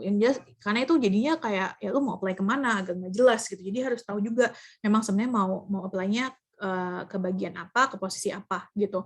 Paham kalau misalnya memang kayak kita sebagai fresher kan apa aja, mau kerja apa aja, ya jangan gitu. Kita harus cari tahu dulu sebenarnya mau jadi apa gitu. Nah, ini aku juga sebenarnya waktu itu sempat bikin surveinya ke beberapa recruiter itu untuk stage lain sih. Jadi mungkin kalau misalnya teman-teman iseng-iseng boleh mampir-mampir ke Instagram aku, itu aku pernah nulis ini. Gitu, boleh dicek-cek aja. Gitu. Atau kalau misalnya mau nanya juga boleh. Go ahead. Insya Allah aku coba bantu-bantu. Terus sama yang paling penting sebenarnya nih, ketika misalnya kita lagi jadi job seeker, kalau bisa tuh memang jadi don't be a full-time job seeker gitu. Kenapa? Karena sayang gitu. Waktu kita tuh terlalu sayang kalau kita memang full jadi job seeker. Kalau bisa isi waktu kita selain jadi job seeker, interview sana sini, isi waktu kita dengan misalnya being an entrepreneur gitu, atau misalnya jualan kayak mau ikutan MLM, atau mungkin mau jual, tadi aku bilang jual si spaghetti brulee gitu, atau mungkin ikut course, atau mungkin ikutan internship, ikutan volunteer, dan lain sebagainya. Karena ketika kita mau join apply for a job juga, terus kita juga ngapa-ngapain, itu sebenarnya jadinya agak minus dikit sih gitu di mata recruiter, karena lebih baik memang kita ada current activity-nya sekarang. Nah itu tuh aku juga sempat nulis juga, mungkin boleh dicek juga di Instagram aku pernah nulis hal ini. Gitu. Jadi all in all, yang penting adalah selain kita memang bisa use the 5 guidance to create powerful CVs, jangan lupa untuk be mindful ketika kita sending our CV, sama jangan lupa untuk kita convey the CV in the right way. Gitu. So, kayaknya itu deh, udah terakhir deh. Kok error? Ya udah, kayaknya sih itu udah terakhir sih harusnya. Ya, paling itu dulu sih sharing aku. Mungkin kalau misalnya masih ada yang mau ditanyain, boleh let me know, atau mau di-discuss juga boleh. Aku stop sharing ya. Terima kasih Kak Via atas atas presentasinya yang juga kayak padat banget. padat banget dan juga applicable tentunya ya. Jadi bisa langsung diaplikasikan tuh ya semuanya gitu kan. Nah, sekarang kita masuk sesi tanya jawab. Sebenarnya kan kalau kita tahu, ini basic banget karena kita gini loh, aku pas S1 aja nggak pernah diajarin gitu caranya bikin CV, cara apply kerja aja itu aku nggak tahu gitu kan. Benar. Jadi kalau misalnya teman-teman mungkin ngecek emailku zaman dulu itu kayak aku juga ngeliat aduh malu banget gitu kan. Kayak misalnya ngirim CV doang, nggak pakai cover letter. Kemudian juga kayak CV-nya ketinggalan atau tadi juga yang Via bilang tuh aku pernah kayak ngirimnya ke Trans7 gitu kan. Terus aku bilangnya namanya TV One gitu. Itu auto reject lah ya langsung ya. Tapi gue juga pernah kayak gitu loh, Zar. Jadi makanya gue juga ngomong ini ya berdasarkan pengalaman juga sih sebenarnya. Benar-benar. Oke, sekarang kita langsung masuk ke tanya jawab gitu ya. Mungkin sebelum ada yang bertanya aku dulu kali ya yang nanya dulu. Gini. Kalau standarnya gimana sih? Mungkin kita udah tahu nih ya, yang udah pernah ngelamar kerja mungkin udah tahu gitu. Tapi standarnya gimana sih? Apakah cover letter itu kita cantumkan di body mail, apakah itu di attachment? Dan juga kalau untuk penamaan, kadang-kadang yang bingung tuh yang perintilan kayak penamaan email itu yang bagus gimana sih? Apakah benar-benar sekarang kan di Instagram kita lihat banyak yang kayak gimana sih caranya kita dapat attention dari HR? Apakah yang sensasional gitu loh? Sensasional banget kayak nama email. Viral ya. Iya. Tapi kayak yang standarnya at least itu gimana sih cara menamakan email untuk kerjaan, kemudian juga cover letter apakah kita masukin di body mail atau attachment sama CV atau gimana sih? Gini, sebenarnya sih kalau standar tuh nggak ada ya, Zar. Makanya kalau yang sekarang lagi viral-viral itu ya sebenarnya benar-benar juga gitu. Maksudnya ya benar-benar aja gitu. Jadi nggak ada yang salah. Tapi mungkin gini, yang gampang adalah somehow ketika kita memang jadi job seeker, penting sebenarnya buat kita tuh try to put our shoes in the recruiter try to put ourselves in the recruiter shoes gitu, Zar. Karena gini, coba deh bayangin gitu. Si recruiter kan dia tuh take care of roles-nya banyak gitu ya. Yang biasanya tuh roles yang dia pegang tuh nggak cuma satu. Misalnya dia mau cari reporter gitu. Nggak cuma biasanya tuh satu recruiter nggak mungkin cuma pegang satu role tertentu gitu. Pasti dia biasanya kalau gue handle marketing gitu ya, nggak mungkin gue cuma cari copywriter doang. Pasti gue nyari copywriter, mungkin produser juga, atau mungkin gue carinya orang brand juga, orang marketing juga, orang e-channel, orang digital dan lain-lain gitu. Nah, pertama itu yang mungkin kita pikirin gitu. Lalu yang kedua, dia juga dapetin email tuh pasti nggak sedikit gitu kan, banyak dong pasti dari application lainnya gitu ya.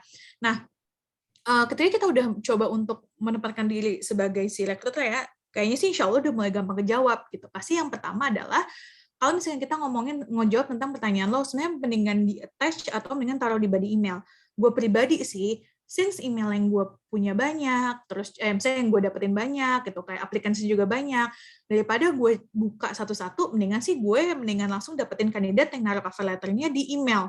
Jadi gue langsung kayak baca gitu. Pas gue buka, ya udah tuh di body email langsung muncul, gue langsung baca. Oh ini Aji lulusan universitasnya di Turki, lagi ngambil ini, oke gue buka deh CV-nya, cetek gitu. Daripada gue buka lagi nih cover letternya, gue buka lagi, CV-nya gue buka lagi gitu. Itu yang pertama gitu. Itu sebenarnya gue saran singkat sih, saran praktis dari sisi recruiter ya. Kalau jadi recruiter gue mendingan kayak begitu gitu. Terus lalu yang kedua, in terms of subjeknya sebenarnya apa? Nah lagi-lagi tadi yang gue bilang, kalau role-nya kan kita biasanya pegang banyak ya. Nah biasanya itu memang pasti kita fokus tuh lebih ke role daripada ke kandidat. Kenapa? Karena satu role tuh pasti banyak kandidatnya gitu. Misalnya kalau misalnya satu role, gue biasanya nggak ngeh tuh kayak misalnya gue nggak ngeh kayak Tezar secara individu, Aji secara individu, Adli secara individu, enggak. Gue lebih ingatnya, si Tezar yang apply ke product management positions, si Aji yang apply ke front end developer, misalnya kayak gitu. Jadi ketika kita mau bikin subjek, saran gue sih mendingan tuh memang masukin si role yang mau kita apply gitu. Jadi misalnya nih, apply for, misalnya subjeknya apply for public relations, underline apa sih? Apa sih namanya itu? Garis Bukan bawah. strip ya, Strip boleh, strip boleh, garis bawah boleh lah. Strip atau garis bawah gitu.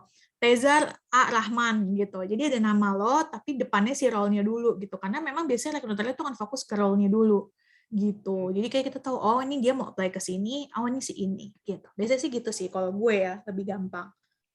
Oke. Aku mau nanya Kak. Pertanyaan Tadi soal pertanyaannya Kak Tessa tadi yang soal email. Misalnya nih kan biasanya kebaikan perusahaan sekarang untuk pendaftaran itu kayak udah terintegrasi sama website-nya ya. Aku tahu, maksudnya yang aku tahu jadi kayak ya nggak usah pakai email gitu kan ya, datanya udah terkirim pas kita daftar. Nah, tapi kalau misalnya nih ada perusahaan yang memang masih pakai email, itu berarti ada kemungkinan nggak dibaca ya email kita. Maksudnya request kita gitu. Kalau misalnya subjeknya mungkin nggak benar gitu, subjek emailnya. Banget. Ya lagi-lagi ya, karena sih gini, mungkin kalau di tempat gue sekarang, gue agak campur sih. Kalau di Shopee itu agak campur. Ada yang pakai email gini sih, sebenarnya ya, lagi-lagi ya gini. Ketika kita ngomongin dibaca apa enggak gitu, itu tuh udah ada banyak faktornya lah gitu.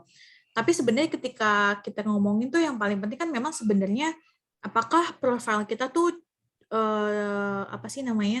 sesuai apa enggak gitu ya sama job yang kita mau apply gitu kan. Sebenarnya kan yang paling penting itu. Tapi ketika kita ngomongin kirimin email itu penting banget karena itu ibaratnya itu pintu gerbangnya gitu. Kalau misalkan kayak kita udah salah kirim email aja yang ada si profil kita udah nggak dibaca sama sekali gitu kan. Nah, makanya ya lebih baik sih sebenarnya memang ya udah jelas aja gitu. Kita memang mau apa, terus ini siapa mau ngapain, siapa, terus di emailnya juga langsung udah jelas apa gitu, daripada nanti si rekruternya udah kebanyakan email nggak kebaca, malah sayang aja gitu, profil kita nggak ke acknowledge sama sekali gitu. Tapi ya kalau misalnya pertanyaan Aji ada kemungkinan nggak dibaca, ada banget gitu. Jujur dulu gue sering banget nggak ngebaca email kandidat. Aku mau nanya nih. Apalagi kalau misalnya udah kayak benar-benar nggak ada body email, cuma ngirim CV, wah udah sumpah itu gue udah auto reject, gue udah benar-benar nggak akan ngebaca. Oke. Aku mau nanya nih, misalnya ini pakai email, dan itu pendaftarannya dari tanggal 1 sampai tanggal 10 Desember misalnya. Kira-kira meskipun ini mungkin nggak ada datanya, tapi maksudnya kira-kira lebih besarkah kemungkinan email aku dibaca dari awal pendaftaran atau akhir pendaftaran atau pertengahan pendaftaran kira-kira? Kalau misalnya masih within range, nggak ada masalah sih. Gitu. Yang jangan sampai adalah memang di luar dari range tersebut biasanya udah nggak dibaca. Gitu. Tapi kalau misalnya masih 1 sampai 10, either mau awal, mau akhir, biasanya tetap dibaca semua. Gitu. Nggak ngaruh sih biasanya. Kalau memang udah ada range-nya ya, udah ada range waktu. Ya. Sip. Oke. Ada lagi nggak pertanyaan yang lain? Kavia masih ada waktu nggak? Boleh. Gue bisa paling ya 10 to 15 minutes masih bisa lah. Oke. Yuk guys, yang masih ada pertanyaan. Menurutku ini kadang-kadang kita belum kepikiran gitu sekarang. Tapi nanti pas sudah apply kerja tuh kayak, ini gimana ya? Gitu loh. Aku ada satu lagi kepikiran soalnya dari tadi. Boleh nggak? Oke, boleh. Abis ini Adli tuh. Udah. Sorry. Jadi,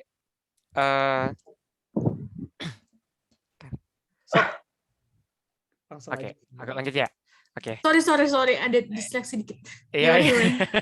Jadi tadi untuk si yang kan kalau nggak salah ingat, kita juga harus masukin kenapa kita tertarik untuk daftar di perusahaan ini. Nah, itu ambil contoh si pengendara truk tadi kalau nggak salah siapa ya, itulah si Rachel. Rachel. Iya, itu kan dia nyebutin kayak saya sesuai sama budaya sama apalagi satunya visi atau misi ya itulah. Itu apakah itu sebuah alasan yang justifiable nggak? Maksudnya kayak bukan justifiable, kayak masuk akal nggak sih? Maksudnya kan kadang-kadang kita nggak tahu ya budayanya sampai kita masuk ke perusahaan itu sampai dijelasin nanti pada saat interview gitu. Jadi kayak apakah itu alasan yang memang bisa digunakan atau enggak? Betul. Sebenarnya itu bisa jadi bumerang sih. Memang benar Ji, itu bisa jadi bumerang. Either kayak lo beneran nggak ya gitu. Dan malah jangan sampai pas lagi interview malah orangnya apaan katanya lo sesuai culture kita, padahal pas gue ngobrol sama lo kayaknya lo nggak menunjukkan lo sesuai culture kita misalnya kayak gitu.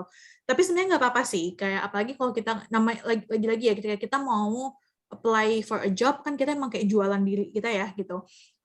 Ya emang somehow perlu sih kayak jualan bahwa ya mungkin kayak bisa lebih pakai kata-kata our point of view gitu. Jadi daripada kita kayak justifikasi gitu ya saya sesuai sama culture perusahaan Bapak Ibu gitu. Daripada kayak gitu mungkin bisa pakai saya merasa saya sesuai. Jadi kayak I think gitu atau I feel the culture of your company would fit mine because kayak I also love to work in a flexibility, in agility, and also to work with lean hierarchical gitu-gitu. Misalnya kayak gitu-gitu. Jadi bisa pakai kata-kata I feel gitu atau I think daripada langsung ngejudge atau ngejustify gitu. Oke Kak, thank you. Oke, silakan Kak Adli, langsung nanya. Iya, makasih Mbak Alfia, makasih Mas Taji dan Mas Tezar. Ini ada dari dulu tuh ada yang pengen ditanyain soal gini. Kan kita kan misalnya mencantumkan pernah jadi di organisasi katakanlah Kak Tejal gitu kan. Ketua PPI Turki lagi. Amin. PPI Konya gitu. Nah, kita kan nggak bisa membuktikan tentang kayak apa namanya kita pernah ngapain aja gitu loh. Apakah portofolio itu harus dicantumkan nggak sih? Karena beberapa teman menyarankan kayak ada portofolio yang bisa di-scan gitu-gitu loh, Mbak, di dalam CV.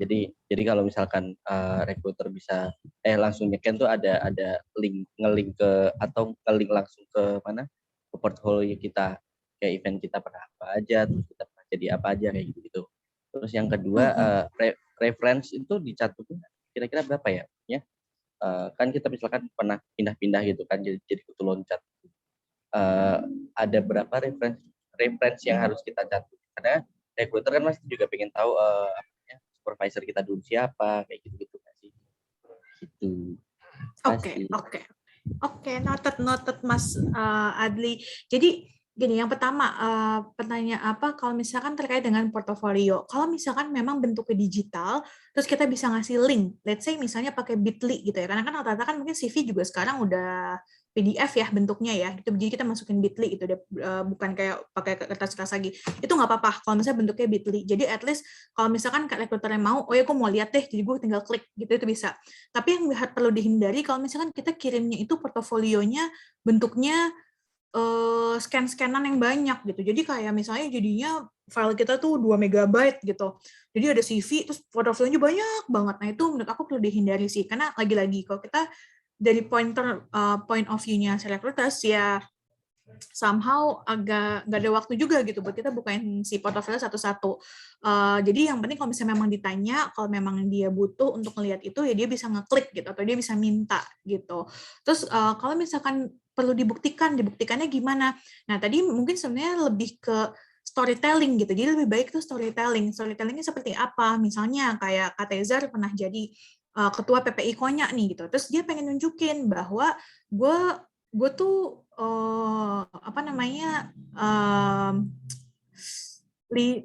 being a leader-nya bagus gitu. Apa sih kok being a leader tuh? Leadership skills-nya bagus gitu. Nah, daripada misalnya kayak misalnya ya mungkin nambahin si link itu boleh sih, misalnya kayak nambahin link website-nya PPI Konya misalnya kayak gitu. Nah, tapi misalnya kalau misalnya memang nggak ada nih portofolionya seperti itu, bisa aja misalnya Kak Tezar nih tinggal bilang kayak leading 120 team members of PPI Konya misalnya kayak gitu. Jadi diceritain gitu apa sih yang waktu itu dilakukan sebagai PPI Konya, terus kira-kira apa yang skill-skills apa yang jadinya dipunya gitu selama menjadi ketua PPI Konya tersebut gitu.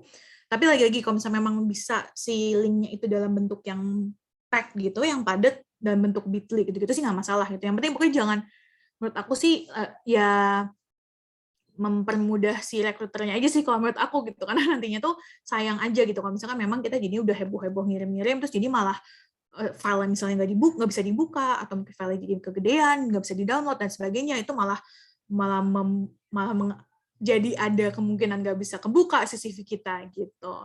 Soal yang kedua masalah referensi, nah ini juga menurut aku satu hal yang kalau misalkan belum ditanyain, menurut aku nggak perlu dikasih tahu gitu. Kenapa? Karena ketika kita ngomongin referensi, itu kan biasanya kita ngasih tahu nama orang, jabatan orang, sama nomor telepon orang lain gitu, atau mungkin email orang lain gitu. itu bisa jadi suatu hal yang privacy, walaupun mungkin sebenarnya kita udah minta ya sama si kayak misalnya dulu supervisor aku Tezar gitu, walaupun mungkin aku udah tanya nih sama Tezar, Tezar boleh nggak lo jadi reference gue gitu, gue taruh di CV, mungkin dia bilang oh ya udah saya yes gitu, tapi kalau menurutku sih sebaiknya nggak perlu gitu. Jadi kalau misalnya mungkin mau ngasih tahu, bisa aja kayak ada di CV kita ditambahin misalnya kayak reference is available upon request, misalnya kayak gitu, itu bisa ditaruh kayak gitu. Jadi kalau misalnya memang si orangnya mau minta kita ngasih referensi, ya kita bisa kasih gitu. Tapi daripada kita taruh itu di CV, karena kan CV itu tentang kita ya gitu. Jadi lebih baik memang kita fokus sama tentang diri kita dulu, baru kalau misalnya memang dibutuhin referensi, ditanyain gitu. Atau misalnya pun biasanya kalau memang si company itu juga ada reference background ya, reference check, itu biasanya mereka akan nanya kok, dan mereka punya formnya sendiri gitu. Kayak, minta tolong dong isi ini ada reference check, taruh ini ya nama referral lo sama nomor teleponnya gitu. Jadi kalau menurutku sih kalau misalnya memang belum diminta, nggak perlu sih kalau menurutku ya. Oke. Gitu. Thank you Kak Via. Masih ada pertanyaan kah? Satu lagi deh yang terakhir. Thank you Kak Via. Sama-sama Kak Adli. Masih adakah pertanyaan dari yang lain? Kalau nggak ada kita cukupkan. Oh iya, satu lagi deh dari aku deh kalau nggak ada yang nanya nih ya. Kalau LinkedIn itu gimana sih? LinkedIn ini apakah sekarang kan polanya bergeser ya? Kalau dulu kita email-emailan, sekarang udah banyak yang open recruitment via LinkedIn dan kemudian mereka juga ngasih akses buat kita langsung daftar di sana. Nah, kalau untuk sekarang sendiri apakah itu apakah benar-benar akan dipanggil nggak sih via LinkedIn? Karena jujur aku dulu sempat apply via LinkedIn, apakah aku yang jelek kualitasnya begitu ya? Itu jadi aku questioning diri sendiri gitu kan? Atau emang belum segitu signifikannya gitu loh untuk daftar via itu gitu loh? Oke, sebenarnya kalau LinkedIn itu jadinya ada dua sisi ya, Zar ya. Jadi kalau LinkedIn itu menurut aku sih kita sebagai pekerja gitu, emang kayak perlu banget sih sekarang buat LinkedIn itu. Gue nggak disponsorin LinkedIn ya by the way, tapi menurut gue memang as a recruiter pun kayaknya most of recruitment team itu menggunakan LinkedIn gitu sebagai media untuk kita bisa cari orang atau mungkin job posting gitu ya. Kalau misalkan untuk cari orang, jadi gini, ini just to give you guys a view gitu ya, dari sisi recruiter, sebenarnya kita tuh ngerekrut orang gimana sih caranya? Ada dua cara. Kita pakai job posting. Kalau job posting itu biasanya memang kita ngasih tahu, woi guys gitu, ini ada vacancy nih sebagai marketing analis misalnya kayak gitu. Nah yaudah ntar si kandidatnya yang apply ke kita. Tapi on the other side kita juga ada second way of finding a candidate dengan cara kita yang scouting atau kita yang cari gitu. Gue pengen cari misalnya reporter gitu atau jurnalis. Gue cari siapa sih jurnalis di dunia ini, itu lebay sih dunia ini. Di Jakarta tuh di siapa aja sih jurnalis? Oh, nih ada Tezar, ada siapa lagi? Sarah Ariyanti misalnya, ada Devi gitu, misalnya Devi Aristianti gitu. Terus ini reporter-reporter nih ada yang ini gitu.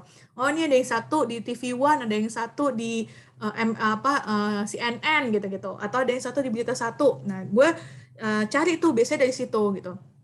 Nah jadi somehow memang as a worker itu penting banget gitu, as a professional worker itu penting banget sih LinkedIn itu gitu, karena jadinya kalau misalkan kita, jadi lebih ke eksistensi sih gitu, lebih ke eksistensi gitu. Kalau kita ngomongin masalah LinkedIn, somehow tuh there's a possibility for pertama memang kita bisa buat apply a job, tapi there's a possibility for you to be talent scouted as well gitu, untuk di scout gitu sama si rekruternya gitu.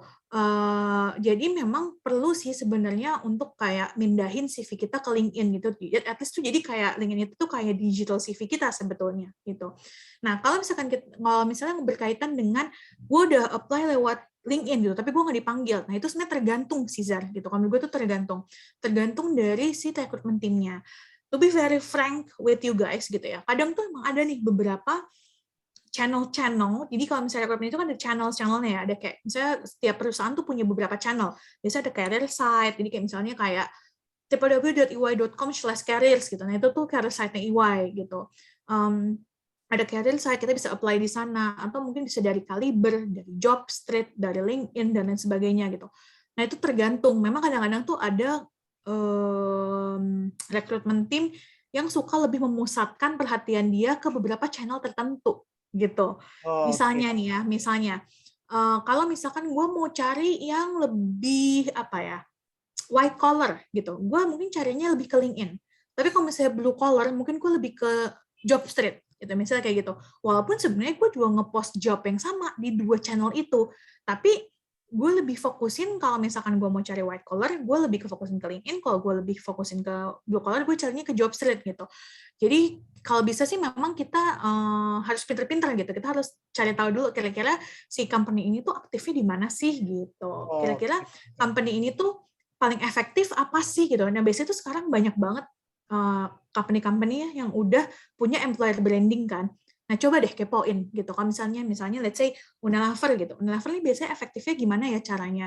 Kalau Shopee efektifnya gimana gitu. Karena masing-masing perusahaan tuh biasanya ada jalan cepatnya gitu. Kayak contohnya lewat career fair gitu. Ada yang lebih cepat lewat career fair, ada yang lebih cepat lewat employee referral program. Itu juga udah banyak banget kan. Kayak misalnya, oh gue tahu nih Tezar kerja di Berita Satu. Kalau misalnya gue bisa masukin CV lewat Tezar, biasanya lebih cepat gitu. Nah itu kayak gitu juga bisa. Gitu. Jadi emang harus tadi yang kayak gue bilang yang si being an effective job seeker ya. Jadi we need to explore dulu dan we need to ask others gitu. Sebenarnya itu yang paling efektif apa sih gitu. Oke, thank you Kak Via atas jawabannya. Itu jadi pertanyaan terakhir untuk pertemuan kita hari ini. Oke teman-teman, terima kasih untuk bergabung dan juga bertahan. Tadi ada yang datang dan pergi gitu ya. Tapi ini yang bertahan, kalian hebat. Dan terima kasih juga untuk Via untuk membagikan ilmu dan juga waktunya ya di hari Minggu. Ini adalah waktu keluarga ya. Via juga punya anak kecil dan dia berbaik hati loh meluangkan waktunya buat kita hari ini tuh dikasih love sama Aji. Oke. Bermanfaat banget Via buat kita yang belum tahu awam soal CV dan juga bagaimana mekanisme sebenarnya HR itu gimana sih kalau mau nge-hire seorang pekerja gitu ya. Terima kasih untuk waktunya. Semoga sehat selalu. Salam buat keluarga Via. Udah kita selesaikan. Wassalamualaikum warahmatullahi wabarakatuh. Kemudian nanti kita foto bareng kali ya di akhir ya. Thank you.